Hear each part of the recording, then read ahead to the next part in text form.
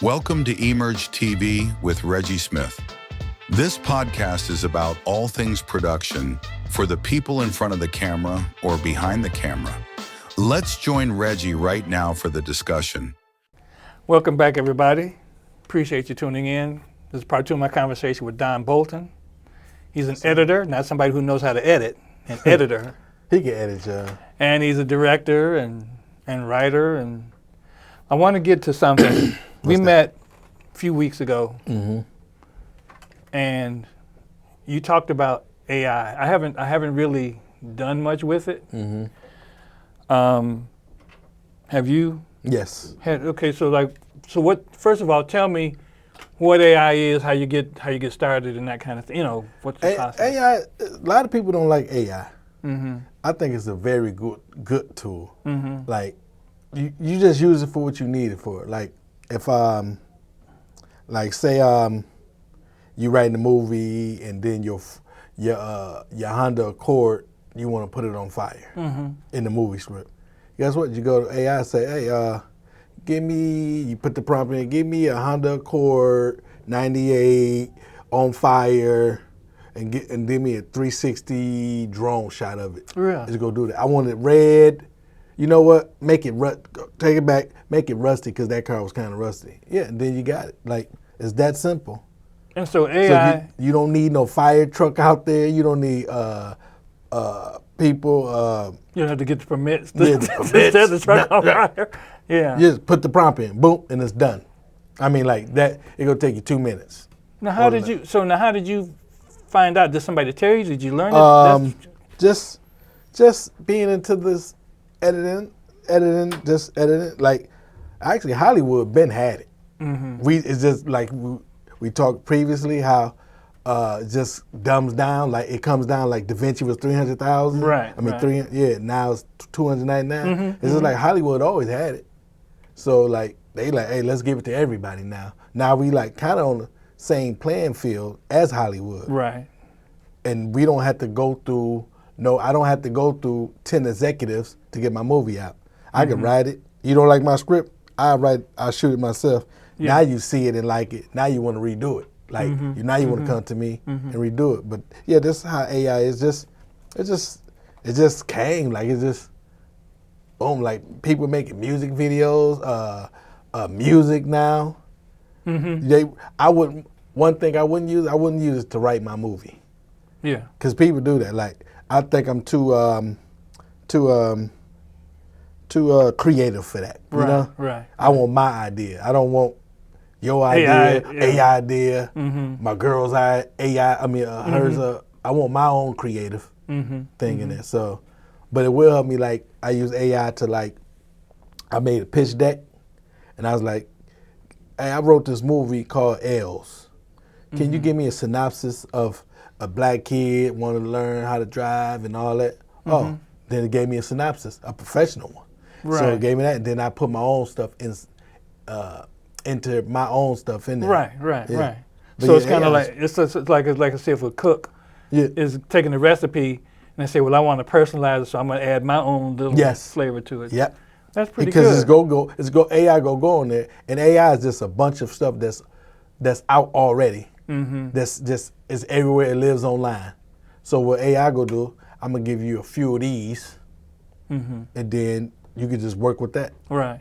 You know what I'm saying? Yeah. So now, like that car that you were saying, so then it's not creating the car. Is it actually going out and finding a car? Yeah, it's going like because that car is somewhere online, living online, saying used, brand new. You know what I'm saying? They going back to like because it's all posted on the internet. So what AI is doing is going through all that stuff that quick. Like, oh, I found it. Oh, you want it on fire? How you want the blaze? You said you want the blaze high. You want the low. Now, or you want rust on it? Let me add a little rust on it. So it's superimposing the fire and that kind of thing. Yeah, and then you can say you want a cartoon, you want a realistic. Like I want a realistic. Yeah. And I want it in the woods area. So then now they put your car in the woods area. And it's like, and you go too far as say I want it on a Detroit City vacant lot. It's gonna give you a Detroit City vacant lot because they got vacant lots online from Detroit. So now, do you have to pay for licensing for these, like that no, the lot or something? You know. No. So what you got to do, they go by credits. So, Okay, yeah. okay. So like that's what it like, and usually like you pay for a subscription. Mm-hmm. And I use Evanto Elements. Mm-hmm. Evanto Elements, and then I pay a monthly subscription. Mm-hmm. And then you get credits. They said we're gonna allow you this many credits this month. And the thing about that, you gotta get them prompts right, because once you write a prompt and to do it, you gotta say, oh no, I didn't want it like that. I want it like this. Guess what? Now you gotta use some more of your credits. Mm-hmm. And then when your credits run out, now you gotta come out of pocket. Really? Yeah, but it's worth it, man. It's worth it. And you want to do a music video? I did a music video for a young artist I have called JR Two Times, and I wanted to make him look like an alien. I said, Really? I get a picture of him, said turn him into a creature with teeth. And then it turned into a video, 8-second video of him being a creature. I take you and say, put him on a hat and a wig. Yeah, to go put you on off a picture though. Yeah, I know. Yeah. And it does all the tracking. And Yes. So see, again, back in the day. Oh yeah, but if a couple of years ago. If the person had on the hat, you tell them don't move, because that hat isn't going to move. Yeah, I mean, a couple of years ago couldn't do it. Yeah. Yeah, it's fun, man. It's just put it in the prompt, and then it does it. It saves you time. Like right now, you don't have to say you're shooting a movie and it's about a chef. You didn't get all your B-roll shots. You can say, I want him cutting a steak up.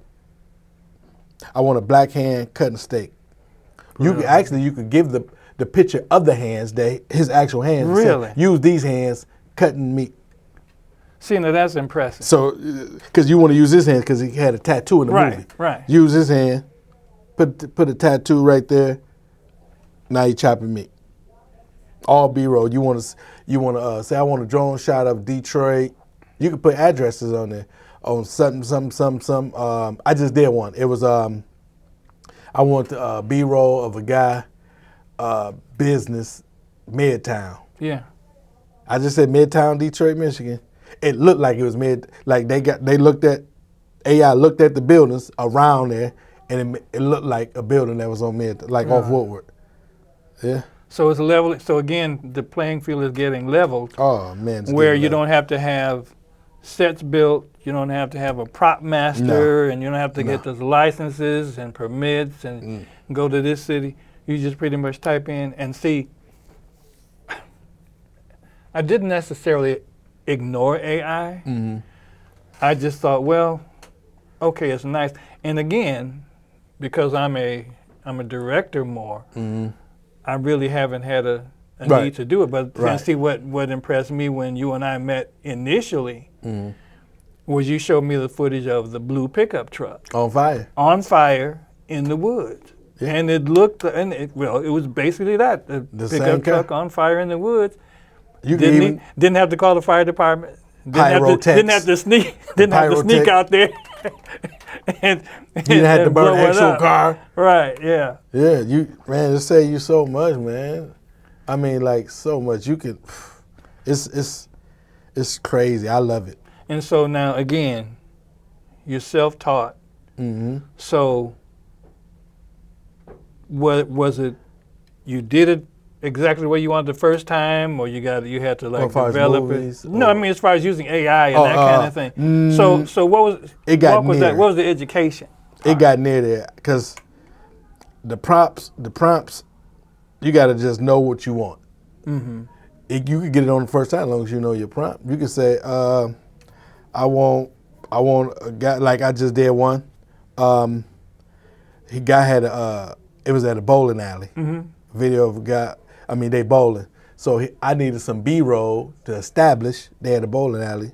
So I took a picture of Thunderbolt. You know the Thunderbolt bowling alley. Yeah. It was just a photo. Yeah. I said, but it was just a photo. I said, make an 8-second video of a car pulling up, and people getting out, so it could be some motion in it. Yeah. It did it. Thunderbolt, all that. Skies moving, all that. So now, you say you have to know your prompts, but do you have to word things a specific way too? Is that important? I would say, like, in quotations, you would want something like, say, if I say, type, I want Reggie Smith name on this building, I would put in quotations Reggie Smith, so they'd know that this is really what I want. Put Reggie Smith on the building. On the building. And not just this Reggie Smith's building, Yeah. as in he owns it. Yeah, put Reggie Smith's name on the building. Okay. Yep. Okay. I even took some videos from a friend, Dan Brown, remaking this movie, and it was called. He had like a hospital, and in the movie, the guy was like the doctor was kind of crazy, and I didn't like the version that he did, so I said, I was going to get my mother from the hospital. I said, "Ooh, the college of it was some college of creative."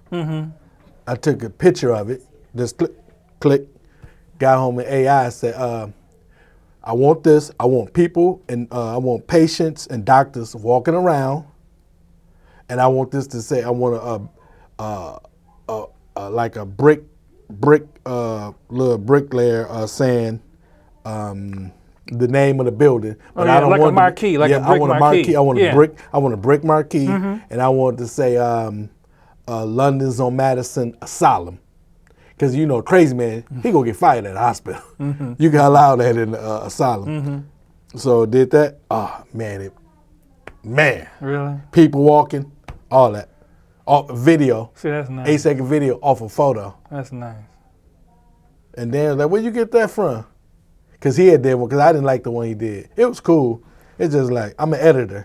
I want it to look like something that I would like. So we went with that. And I'll show you when we get off the camera. So now you took a picture of an existing hospital. No, it was a creative, it was a creative college. School. It was okay. It was a college. Now you didn't have to get permission to use it or whatever, or had you changed it enough? No, kept it like it is. Really? Yeah. That's interesting. And I call it, instead of the college, I call it asylum. So that's the thing. So you didn't use the name. Had you used the name, now you're getting into a whole nother legal kind of issue. Yeah. Yeah. Well, that's pretty good. So now, do you spend a lot of time editing or developing your craft, or is it that you're just doing that much production? Do I spend a lot? I would say I spend a lot of time. So much that I ignore my girl's birthday this year. Oops. I know, right? I owe her. But that's how I just it's like this with me in editing. I love it so much that you ever love something so much that you don't want to do it? Like, only because I know when I do it, I'm gone. I'm in it. There's nothing. I might be in it for a month. I'm just in it. That's why I'm like kind of like, let me not do that, because right now is not the time. Yeah, and editing. There's a time differential in editing.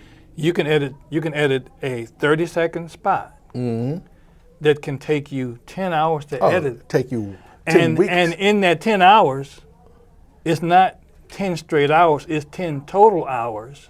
And then you can say, well, I'm only going to work on this for 20 minutes, and then I'm going to go and do something else. And when you get into it, you get so focused, you get drawn into it until you go, okay, and then you say, okay, I'm ready to go, and it's 2 hours later. Yeah. And, it's that time differential. It's like a football game. A football game is an hour long. It takes 3 hours to play. Yeah. But there's only 12 and a half minutes of actual football game. Yep. And so in that differential, and it's just interesting, you can't try you got to editing. You got to do It's it. something that you want to do, and it's something you want to do as a profession. And, and I will say this, in the other episode, you said you were sat in front of the TV as a child. A lot of people were, but see, I think we all have a purpose. And that thing, your purpose might be, like little girls might play with their dolls and like take care of them, play nurse. Their purpose might be in the medical field. I watched my father. Now mine was different. My father watched westerns, but he fall asleep until you turn the TV. Girl like that too. My mother, and I can identify with the soap operas because when I was at home, back in the way back, you only went to kindergarten, for half day. And so that afternoon, it was Search for Tomorrow and Edge of Night. Ryan's Hope. My goodness. And I was waiting for the cartoons to come on at 3 o'clock or 3:30. You had a long way. But, my thing was I was always interested. Yeah. I wanted to do it when I came out of high school, but I didn't know anything about it, didn't know anybody that did it. And I was interested in music. And I wanted to learn how to record my own 8-tracks and cassettes and things like that. I got into that too. And so there was a store called Stereo City on 7 Mile and Gratiot. I went there and the guys they were talking about stuff and it was going over my head, but I was picking up little bits and bits. And I learned how to record my own 8-tracks and cassettes, and I learned how to watch my VU meters. I knew what kind of tape I could use that I could kind of do a lot of recording at like +3. And then there's other ones that you better not go over 0 because it's going to distort. Well, that got me my first job in television.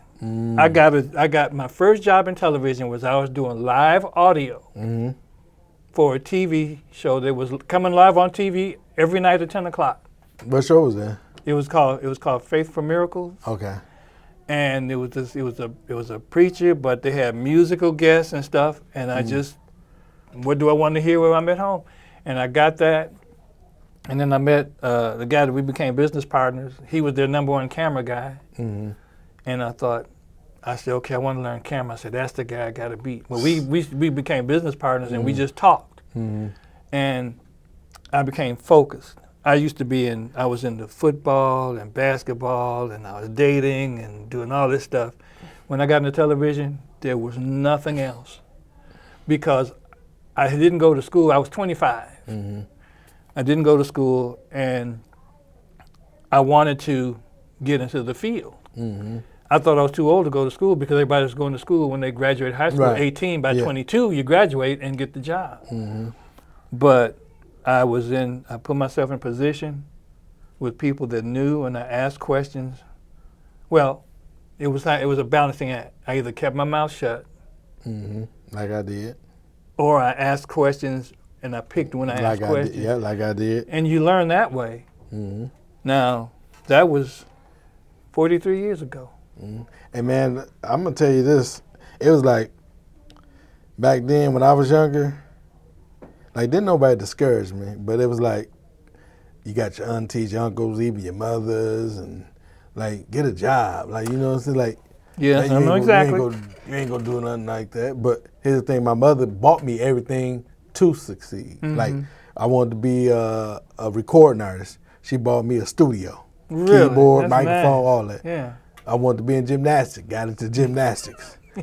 Wanted to do movies. She bought me a video camera. That one stuck. But yeah, it was like, that's cool. She just didn't know what to do with that. Like, I could buy you that. She just didn't know how to take it to the next step. Right. And nobody in my family went to college or nothing. And so it came to me late. Like, I could do this. I don't need nobody. And it was your effort. Yeah. It basically, the thing that caused you to succeed was the effort that you put into it.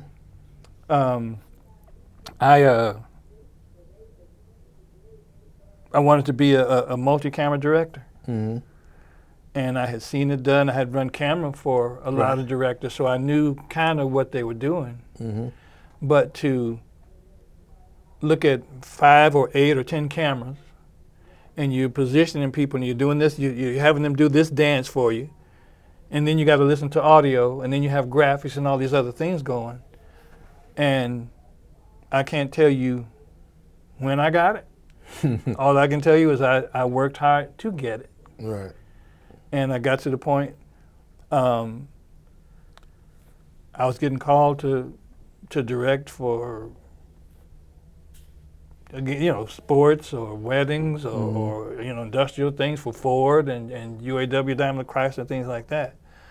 And basically it was the effort, because you can go to school. Yeah. You can go to school. And you I know people. Effort. You go to school and don't have the effort. I know people went to school and got, associates or masters or bachelor's degree, and then get a job selling clothes or whatever. It's like, well, then what did you go to school for? Yeah. But what it is, there's a couple of things. I have a grandson that he likes computer games. So I asked him, I said, you interested in making computer games? He said, yeah. So I got him a computer. He got into coding. Now he's graduating in January, I think it is. This is January, so maybe I already graduated. And I said, okay, well, are you applying at any place? He said, well, no, I'm going to get a job doing, I forgot what it was. I said, well, why are you doing that? And I said, well, why? He said, well, I got to wait until I get good. I said, well, how are you going to get good at coding if you don't do it? And what I had to tell him, and I told my daughter this too, she has her bachelor's degree. I said, listen, the purpose for that degree is people are looking to see if you are willing to learn, if you're teachable. They already know you can't do what they need you to do. But if you've gone to school, okay, you have the basics, so they don't have to start you all the way over from this is the, this and that. You've got the education. Now you get the job. They'll teach you what they need you to know. Yep. Yep. And see, with what you do now when I talked to you that first time we met, I thought, man, I'd like to get him to work on this podcast for me. And I thought, but I don't have the budget. And see, the thing about it is, I wouldn't just come and ask you, hey man, can you work on this for free? Because that's not the way to approach it. If there's a way to do it, but then too, we're all doing this to make a living. Even this podcast, I would like for it to grow, and whether it gets monetized or it just, opens the door for me to get into some other things. We do it, for a living, even though we love it. Now I tell you, I can't see myself doing anything else. Right. I quit my job to edit.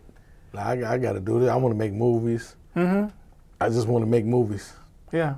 I don't care if I got to sweep the floor of a set. I just want to make movies. But I tell you something now. Have you seen The Mandalorian? Have you watched that?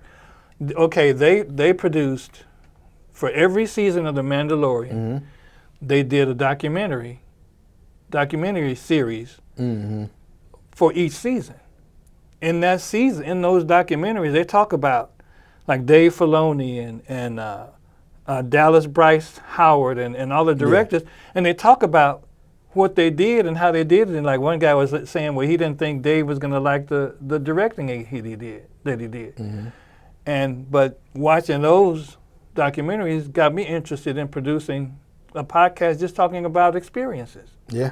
See, I'm not trying to make this real technical, because see, if you and I get into, well, okay, we're editing 30 frames per second and I do this kind of stuff, then, people not see it. But if you're given the content, and basically what this is for is you're self-taught. Yeah.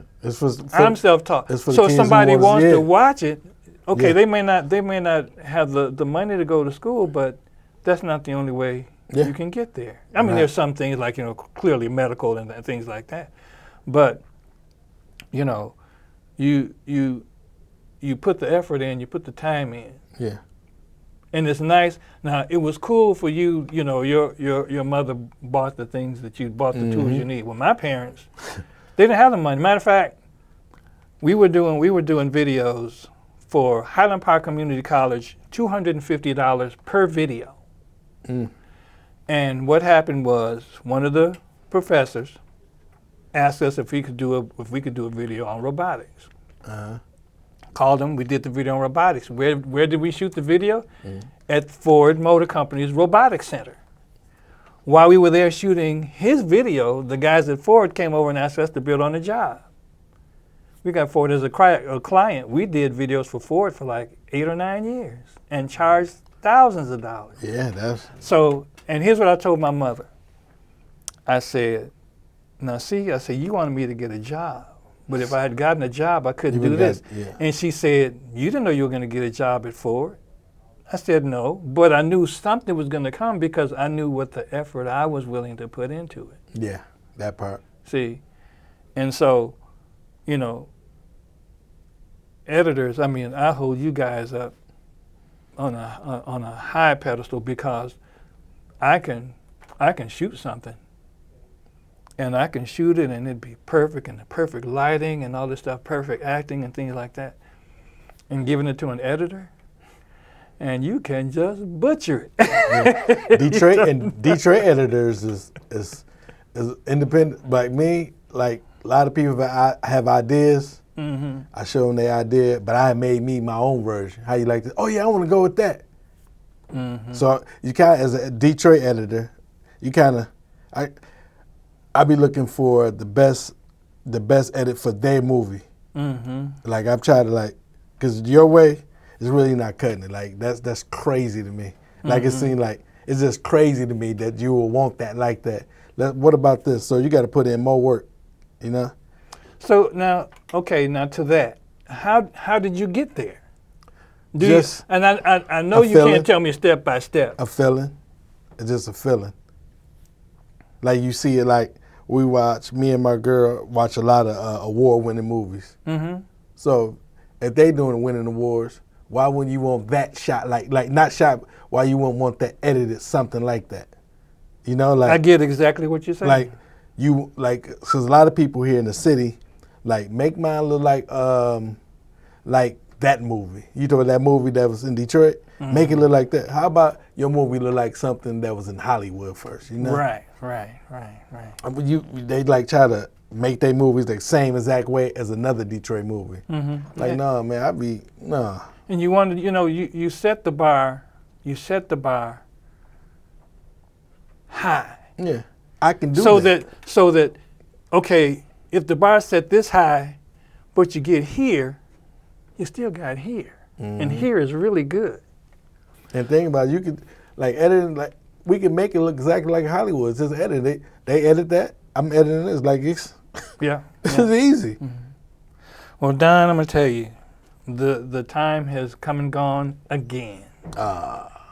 We was just getting into it. I appreciate you coming on here. Great conversation. Yes, sir. What I like to say to the viewing audience, if you're interested in coming on to have having a conversation, reach out to me at EMERJ.TV@gmail.com, or if you want to watch the full videos, it's on my YouTube channel, RCSMG LLC. Go to TikTok, hashtag EMERJ TV, EMERJ TV, or hashtag RCS Media Group. Check them out there.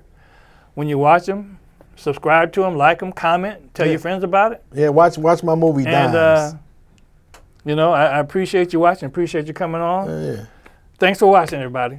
Dimes on Tubi right now.